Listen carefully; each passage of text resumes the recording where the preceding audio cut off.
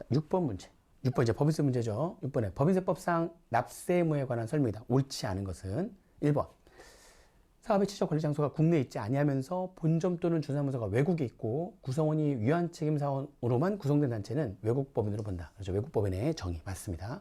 지방자치단체 조합. 지방자치단체 조합은 지방자치단체에 포함되는 거예요. 그래서 국가, 지방자치단체, 얘들 조합도 지방자치단체에 포함되기 때문에 비과세 법인이죠. 그래서 어떠한 소득에 대해서 납세 의무가 없습니다. 없다. 맞는 얘기입니다.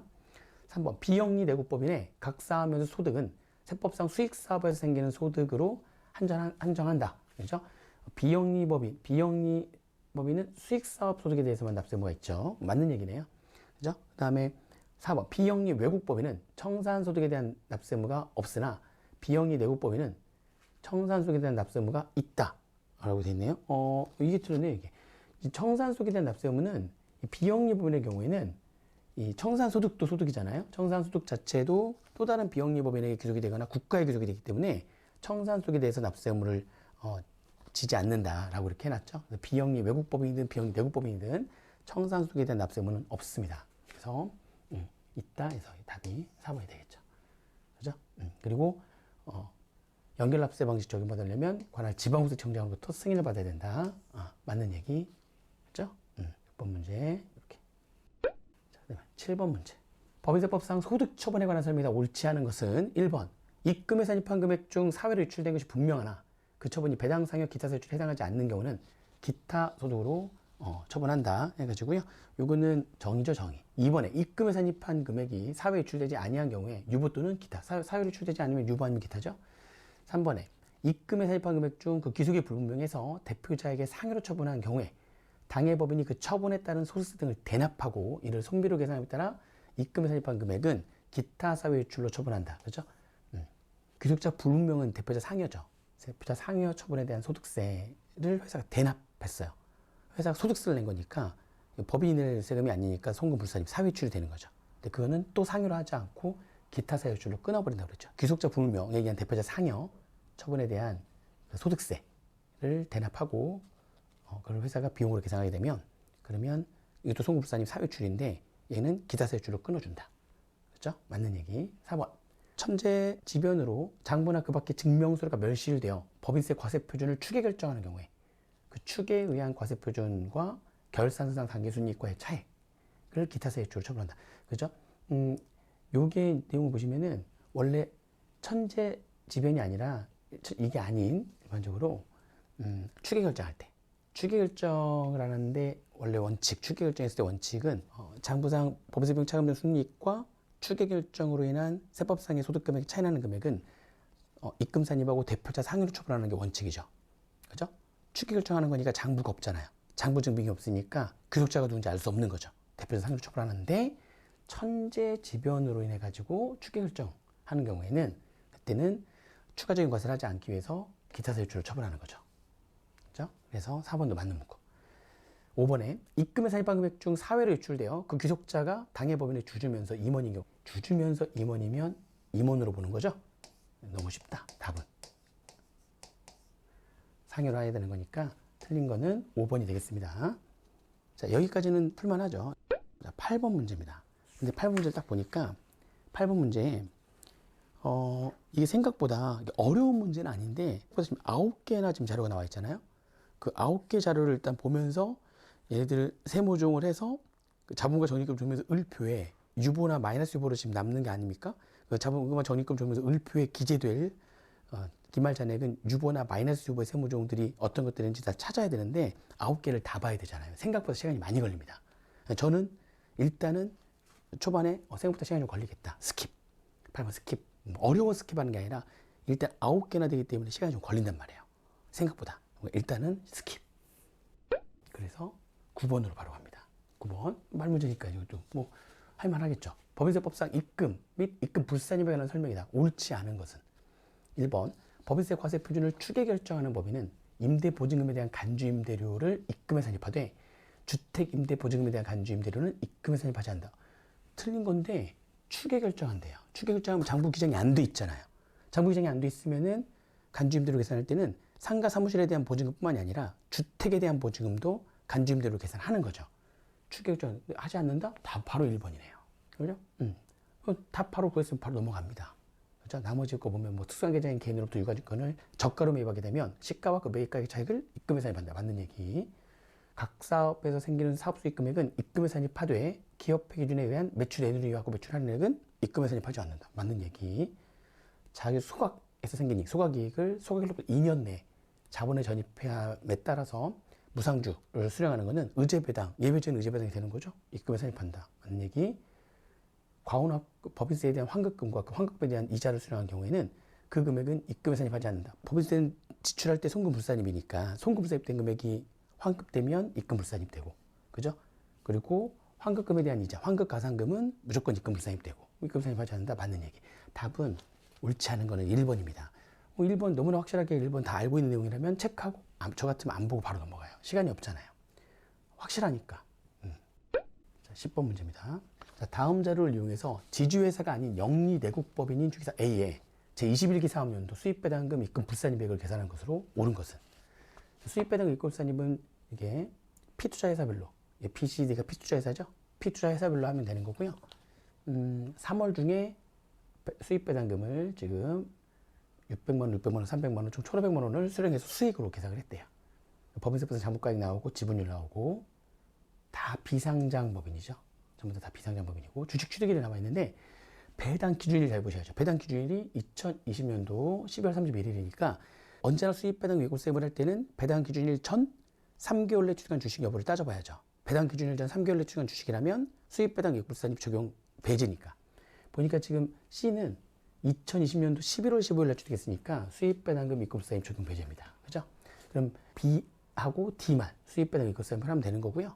그죠? 그리고 소득공제라든지 등록교 과세 등을 적용받지 않는 법인이고, 수입배당 입금사입을 하기 위해서 A 회사의 기말에 재무상태표상의 자산총액 50억 나와 있고, 손익계산생 이자 합병이 3천만 원인데 그 중에 1,500만 원은 채권자가 물면사채이자니까 채권자 물면사채이자는 송금불산입 되는 거니까 지급이자 차감액을 계산하기 위한 지급이자에는 3천만 원에서 1,500을 뺀 1,500만 원만 갖고 들어가야 되죠. 입금불산입률 알려줬네요. 자, 그러면 이제 P투자회사별로 먼저 B법인 현금배당 600만 원, 그죠? 비상장법인이고요. 지분율이 60%니까 입금불산입률은 50%죠. 자, 지급이자 차감액 지급이자 1,500만 원, 3천만 원에서 1,500만 원 뺀 1,500만 원 곱하기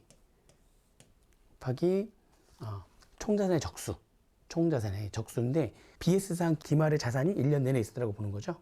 그래서 50억 곱하기 365일 기말 총자산이 1년 내내 있다고 보는 거니까, 그리고 분자의 B회사 주식가액 3억인데 주식 취득은 2019년도에서 계속 취득 이후에 주식수나 장부가액이나 지분율의 변동이 없대요. 그러면 지금 3억으로 계속 쭉 올해 1년 내내 계속 있었다는 거죠. 이렇게. 그럼 어차피 365니까 쳐버리면 되고요. 곱하기 입금불산입률 하시면 되죠. 그죠? 그러면은 B회사로부터 수입된 입금산입 300만 원에서 요거 해가지고 50%에서 빼게 되면 B회사로부터의 수입되는 입금산입은 255만 원이 되겠습니다. 그죠? 그 다음에 C는 배당 기준 전 3개월 내 취득한 주식이니까 수입배당 입금산입 할 필요 없고요. D 수입배당금이 300만 원. 입금수입률은 지분율이 40%니까 50% 미만 지분율, 입금수입률은 30%.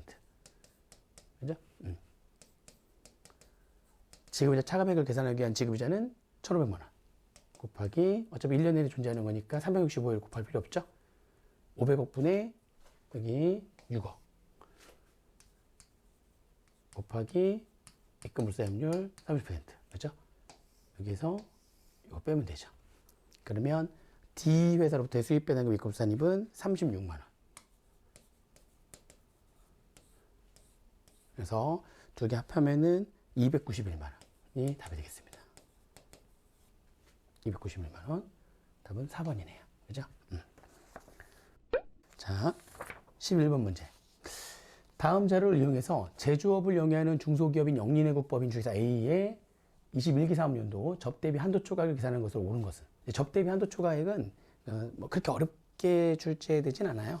풀만 합니다. 기부금은 내용을 보면은 조금 어려운 내용들이 있을 수가 있어요. 그래서 기부금은 일단 스킵을 좀 하는데 접대비는 풀만 합니다.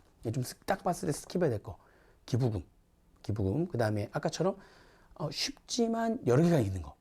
여러 개를 봐야 되는 거. 하나만 잘못 생각하도록 틀리는 거기 때문에 쉽더라도 저는 스킵입니다. 그리고 대손충당금은 공부를 아무리 많이 했다 할지라도 문제 푸는데 시간이 좀 걸려요. 그래서 일단은 스킵, 나중에 시간 되면 공부 많이 하는 사람들 시간 되면 돌아와서 푸는 거죠. 대손충당금 뭐 이런 것들. 그다음에 합병분할 계산 문제. 그죠? 그럼 말 문제도 합병분할을 잘 안 보니까. 그런 나오면 스킵. 스킵할 게 이렇게 좀 있어요. 퇴충은 티계정분석법으로 하면 바로 풀 수가 있기 때문에 퇴원충은 저는 스킵하지 않습니다. 근데 대손금과 대손충당금은 생각보다 좀 걸려요. 그래서 또 감가상각비 같은 경우에도 감가상각 시분 계산을 하나만 해야 하는 경우는 하는데 2개년도 이상 하거나 아니면 2개의 자산에 대한 감가상각 시분 계산할 때는 일단 스킵입니다. 시간이 좀 걸리기 때문에. 그런 것들은 이제 스킵해야 될 게 좀 있어요. 법인세에서. 지금 보면은 접대비는 스킵 대상이 아니에요. 풀만 해요. 접대비는. 시간이 이렇게 많이 걸리지 않습니다. 분석만 빨리 하면. 제조업령에는 중소기업 영리내고법인이고 사업연도 1년이고 접대비 나오면 언제나 중소기업 여부 한도 계산할 때 필요하니까. 그리고 사업연도의 기간 꼭 체크를 해야 되겠죠. 접대비 한도 초과액을 계산한 것으로 옳은 것은 단 자료에 별도 언급이 없는 한 접대비 해당액은 적격 증명서를 수취했고 전기까지 세무조정은 정확하게 이루어졌다. 매출액이 지금 나와 있는데 지금 매출액 120억인데 그중에 특수관계인에 대한 매출 특정 수익 금액이 40억 있으니까 일반 수익 금액은 80억. 매출액은 쉽네요. 일반 수익 금액 80억, 특정 수익 금액 40억. 그죠? 그다음에 손익계산서상의 판매비와 관리비 중에서 접대비로 비용 처리한 금액이 5,400. 자, 먼저 접대비 문제가 나오면 접대비 해당액은 IS상 접대비부터 출발합니다. 자료 보니까 5,400만 원이죠? 거기다가 A가 거래처의 접대 목적으로 증정한 원가 500만 원 시가 1,000만 원짜리 상당의 제품에 대해서 다음과 같이 회치를 했대요. 현물 접대했죠? 자, 현물 접대했으면은 지금 현물 접대한 것 자체는 시가와 장부가에서 큰 금액을 접대비를 하는 거기 때문에 전부 다 매출원가로 잡았네요. 그럼 지금 여기 손익계산서 접대비로 안 잡혀 있는 거죠. 현물 접대한 내용이. 일단 장부가가 시가 중에서 큰 거 시가 1,000만 원.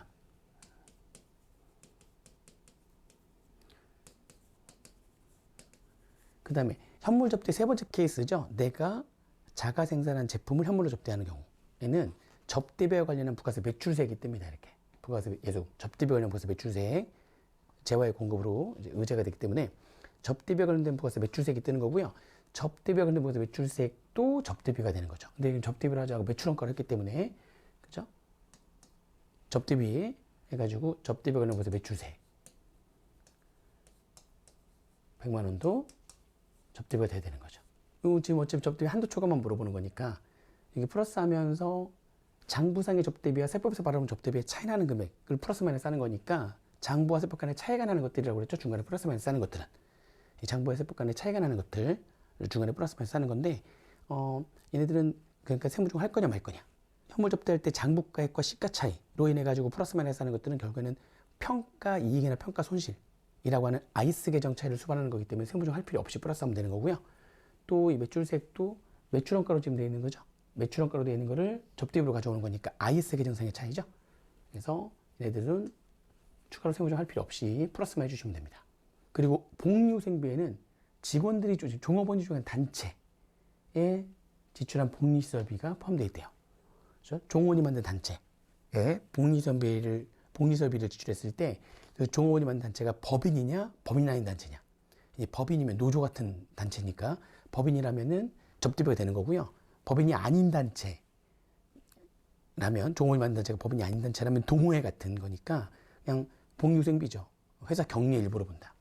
그래서 복리설비를 했어? 복리설비를 지금 복리후생비로 해낸대요. 회사 경리 일부로 보기 때문에 그냥 그대로 인정. 접대비 아니죠. 끝났네요. 경사비 없고 문화접대비 없습니다. 그럼 지금 접대비 해당액은 5,400에서 1,100만 원을 더 플러스하는 거니까 6,500만 원. 그죠? 한도. 기초금액. 중소기업에 쓰니까 3,600만 원. 사업도 월수가 이제 12개월짜리니까 그냥 3,600만 원 기초금액. 그 다음에 수익금액 기준. 수익금액은 바로 아까 파악됐었죠? 80억이 일반 수익 금액이고 특정 수익 금액이 40억이니까 먼저 일반 수익 금액부터 80억 일반 수익 금액부터 1000분의 3 0.3% 그죠? 그 다음에 특정 수익 금액을 그 다음에 가는데 아직 100억까지 가려면 20억 남았죠? 특정 수익 금액 중에서 20억은 0.3%가 적용되는데 그거의 10%만 그리고 100억 넘어간 부분 20억은 이제 0.2%죠? 특정 수익 금액이니까 10%만 이렇게 해서 수익 금액 기준 한도 일반 수익 금액부터 먼저 0.3% 적용률을 적용하게 해가지고 이렇게 수익 금액 기준으로 인한 한도를 계산하시면 되죠? 요게 2,500만 원. 그럼 한도는 기초 한도와 수익 금액 기준 한도를 더하니까 6,100만 원. 그죠? 그러면 한도 초과는 얼마? 한도 초과는 400만 원. 접대비 한도 초과는 이 정도 수준이에요. 할만해요. 접대비 한도 초과는 실제로. 그 다음에 12번 문제. 12번 문제인데 아까 제가 잠깐 얘기했었죠. 12번 문제는 감가상각 문제였는데 감가상각 시부인 계산 문제인데 건물하고 기장지 두 개의 감가상각을 하는 거잖아요. 저는 일단 스킵입니다. 두 개면 일단 스킵. 시간이 좀 걸려요. 특히 이제 정률법 두 개는 할만한데 정률법 껴있고 하면서 두 개면 시간이 좀 걸립니다. 그래서 바로 13번으로 넘어가는 거죠. 13번은 이건 하이라이트 문제에서 풀어봤던 문제네요. 법인세법상 손익귀속식에 대한 설명이다. 옳지 않은 것은 그죠? 1번 금융보험법 이외의 법 일반적인 법인이 원천 징수되는 이자로서 이미 경과한 기간에 대응하는 이자를 해당 사업의 수익으로 계산했네. 원천 징수되는 이자 수익이니까 특례 적용이 배제가 되죠. 그러면은 세법상 원천 징수되는 이자 수익, 일반적인 이자 수익, 우리나라에서 원천 징수가 되는 일반적인 이자 수익에 대한 수입 시기는 지급받거나 지급받기로 한 날. 특례 적용이 배제되니까. 근데 이미 경과한 기간에 대응하는 이자를 해당 사업의 수익으로 계산을 했대요. 그런 특례를 지금 인정할 거냐 이런 얘기죠. 그렇게 장부에 발생주에 의해서 회계처리를 했다 할지라도 세법에서 이익금으로 인정하지 않죠. 원천 쟁수가 되는 일반적 이자 수익은 특례 적용이 배제가 되기 때문에 이익금으로 보지 않는다. 특례 적용이 배제가 되니까. 1번이 바로 틀렸네요. 그렇지 않은 거예요. 2번은 이번에 개정된 내용이라고 그랬죠. 제조업을 이용하는 법인 이 차입일부터 이자 지급일이 1년을 초과하는 특수관계 법인으로부터 차입금 이자에 대해서 결산을 확정할 때 기간 경과분 지급이자를 당해 사업연도의 손비로 계산한 경우에는 그 계산한 사업연도에 송금에 산입하지 않는다.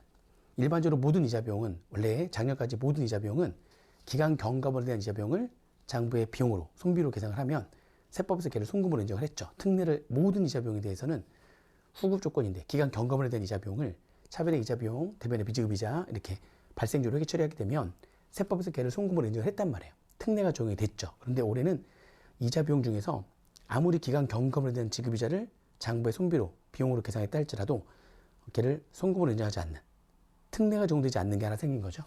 그게 이거죠. 차입일부터 이자 지급일이 1년을 초과. 차입일부터 이자 지급이 1년을 초과하고 누구로부터 빌린 거예요? 특수관계인으로부터 빌린 거라면. 그러면 기간 경과분에 대한 이자를 장부의 차변의 이자 비용, 대변의 비지급 이자 정도 할지라도 세법에서는 걔를 송금으로 인정하지 않는다. 특례 적용을 배제한다는 거죠. 그죠? 아무리 기간 경과분에 대한 지급 이자를 비용으로 계산했다 할지라도 송금에 산입하지 않는다. 이번에 개정된 내용이고 맞는 얘기가 되겠습니다. 아시겠죠? 3번에 영수증을 작성 교부할 수 있는 사업을 영위하는 법인 금전 등록기를 설치 사용하는 경우에는 그 수익 비용을 현금주의에 의해서 할 수 있는 거죠. 실제로 수입된 사업연도를 할 수 있다. 그런 물품과 용역대가의 귀속사업연도를 현금주의에 의해서 할 수 있다. 맞는 얘기죠. 그렇죠? 4번에 중소기업, 미국 장기할부의 경우에 결산상 회계 처리를 불문하고 장부에 어떻게 회계 처리인지 따지지 않고 장기 할부 조건에 대해서는 회수기일 누락 기준 적용이 가능하죠. 그럼 회수기일 누락 기준 적용하는 게 세부담 최소하기 때문에 회수기일 누락 기준 적용이 가능하면 회수기일 누락 기준 적용하는 게 유리한 거죠. 이게 바로 회수기일 누락 기준이죠. 할 수 있다. 맞는 얘기. 그 다음에 임대료 이미 경과한 기간에 대응하는 임대료 상대액과 이에 대응하는 비용을 해당 사업의 수익과 비용으로 계산했다면 장부의 수익 비용으로 계산했다면 세법에서도 입금송으로 인정한다. 맞는 얘기가 되겠습니다. 임대료 별도 말이 없으면 임대료 지급기간 1년 이하인 일반적인 임대를 가지고 얘기하는 거기 때문에 이렇게 특례 적용은 된다는 거죠. 하이라이트 문제에서 풀어봤던 문제입니다. 14번 문제. 제조업을 영위하는 영리내국법인인 주기사 A의 21기 차입금 및 업무 무관자산 관련 자료다. 법인세법상 송금 불산입으로 세무 조정하는 지급이자 중에서 기타 사회출로 소득 처분되는 금액으로 옳은 것은, 그죠? 지급이자 송불산입인데 이 지급이자 송불산입이 생각보다도 계산 문제로 나오면은 간단하게 나옵니다. 간단하게. 그래서 이제 지금 이자가 두 개밖에 없잖아요. 사채 이자에 꽃표시가 되어 있고 채권자 불명사채 이자래요. 그 중에 채권자 불명사채 이자는 원천 징수한 기타 사회출로, 원천 징수하지 않은 남은 부분은 대표자에 대한 상해로 처분하죠. 원천 징수한 거 있으니까 이제 바로 송금 불산입, 채권자 불분명 사채이자 126만 원 기타 사유출, 그죠? 걔를 뺀 나머지 300만 원에서 얘를 빼는 거니까 174만 원, 나머지는 대표자에 대한 상여 되는 거죠. 그럼 이제 얘가 송금세입 돼버렸잖아요. 남은 거 하나밖에 없어요. 이제 그러면 남은 거 하나밖에 없는데 지금 업무무관 자산, 전기에 특수관계인으로부터 취득해서 보유하고 있는 업무무관 자산이 하나 있고요. 시가가 1200만 원인데 2000만 원에 고가로 매입했네요. 그러면은 업무무관 자산 가액은 특수관계인으로부터 고가로 매입했을 때는 시가초과분을 포함하는 금액으로 해서 여기 이걸로 하는 거죠. 그래서 전기에 취득해서 올해 1년 내내 변동이 없었대요. 2000만 원 내내 올해 1년 동안 있었으니까 업무무관 자산에 대한 적수를 계산하면 2000만 원에다 365일을 곱하면 되고요. 그 다음에 대여금이 있는데 업무와 관련이 없이 특수관계인한테 빌려준 거래요. 업무무관 가지급금. 업무무관 가지급금에 대한 적수가 얼마인지 지금 알려줬네요. 날짜는 안 알려줬는데 적수를 알려줬으니까. 그러면 말 그대로 업무무관 자산과 업무무관 가지급금이 있죠. 둘 다 업무무관 자산 등에 포함이 되기 때문에 업무무관 자산 관련된 지급이자 송금불산입을 계산해야 되고요. 업무무관 자산 관련된 지급이자 송금불산입도 소득처분이 기타 사유출이죠. 업무무관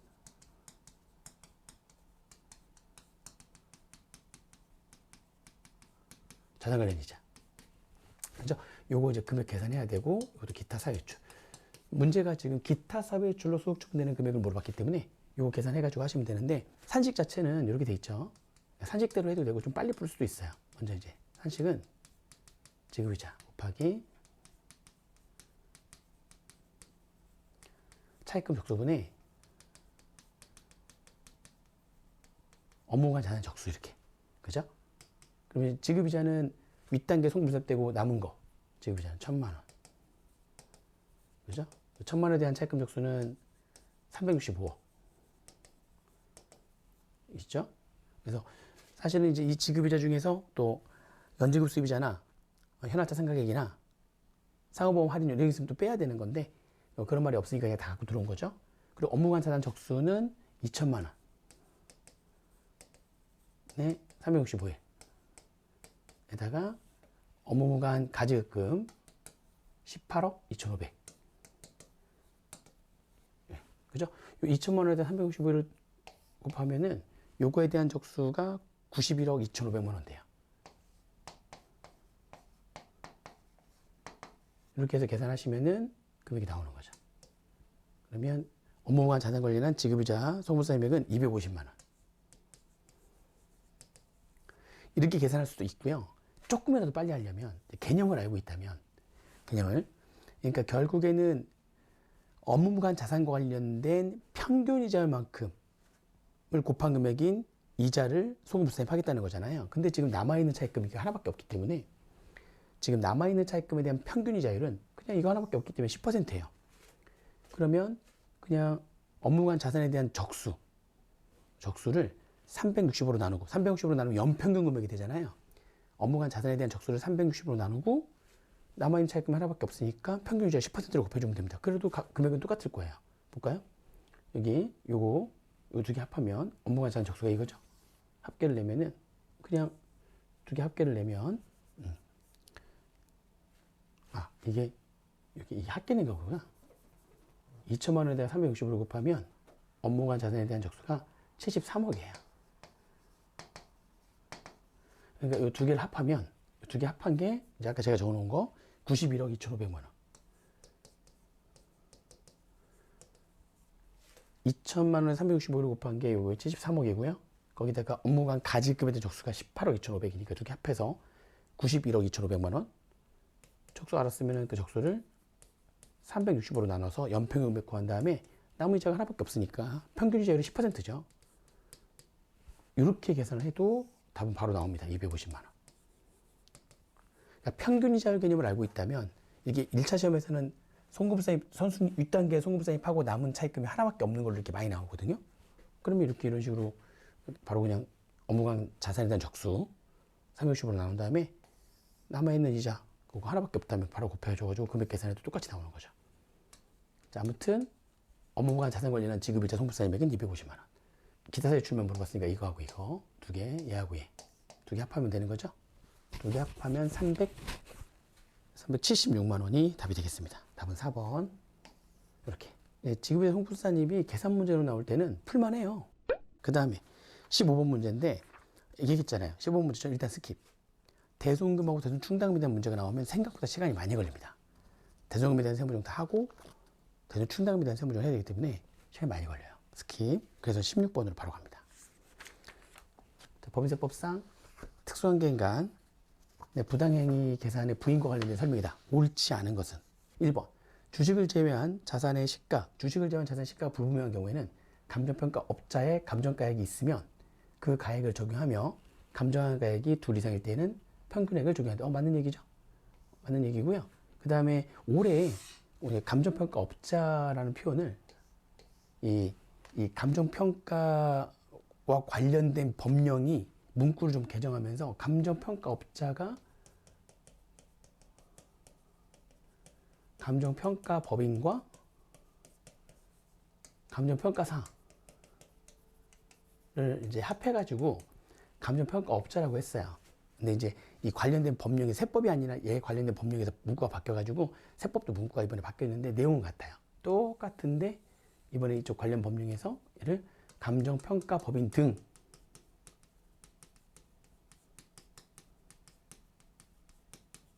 이름을 이렇게 바꿨거든요.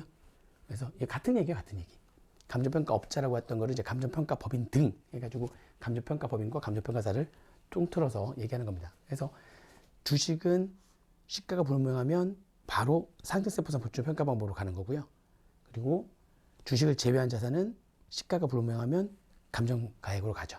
감정가액 한 게 없다면 이제 상증세법상 보충평가 방법으로 가고요. 그래서 주식을 제외한 자산의 시가가 불분명하면 감정가액으로 갑니다. 근데 감정가액이 둘 이상이면 평균액을 적용한다. 맞는 얘기입니다.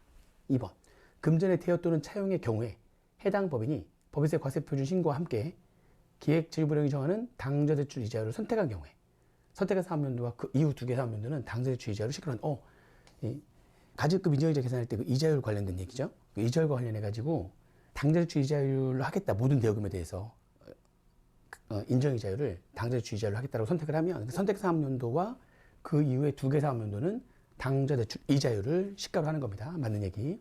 3번 기계를 임대하고 임대료를 계산할 때 당해 자산의 시가에서 그 자산의 재분과 관련해서 받은 보증금을 차감한 금액에 정기예금 이자율을 곱해서 산출한 금액을 시가로 한다. 그러니까 자산의 임대차죠. 이 내용은 자산 임대차의 경우에 자산 임대차의 경우에 시가가 불분명하면 임대차의 경우에 다음의 금액을 시가로 한다. 그래서 어떻게 한다고 그랬어요? 그 빌려준 자산의 시가 50% 시가 50% 곱한 금액에서 보증금 받은 거 있으면 빼고 남은 금액에 정기예금 이자율 곱한 거 이렇게 그죠?